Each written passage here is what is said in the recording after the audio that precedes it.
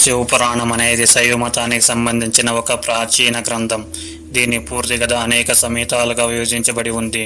ఇందులో శివుని మహిమ, సృష్టి, లీలలు, భక్తి, భక్తుల కథలు మొదలైన అంశాలను పూర్తిగా వివరిస్తుంది. ఇది అష్టాదశ పురాణాలలో ఒకటి. వేదవ్యాసుడు దీన్ని రచించి తన శిష్యుడు రోమహర్షునికి ఉపదేశించాడు. శివపురాణం మొత్తం 24,000 శ్లోకాలతో కూడి ఉంది. కొన్ని వర్ణాల ప్రకారం 1,00,000 శ్లోకాలతో కూడా పేర్కొనబడి ఉంది. శివపురాణం మొత్తం 7 సంహితాలుగా విభజించబడి ఉంది. విద్వేశ్వర సంహిత శివభక్తి, లింగారాధన, శివతత్వం గురించి వివరిస్తుంది. రుద్ర సంహిత సృష్టిఖండం, శృతిఖండం, పార్వతీఖండం, కుమారఖండం, యుద్ధఖండం అనే విభాగాలుగా ఉన్నాయి.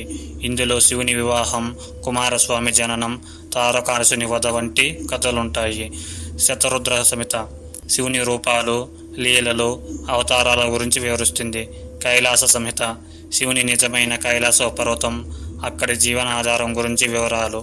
ఉమా సంహిత పార్వతీదేవి జీవితం, శివపార్వత సంభాషణలు.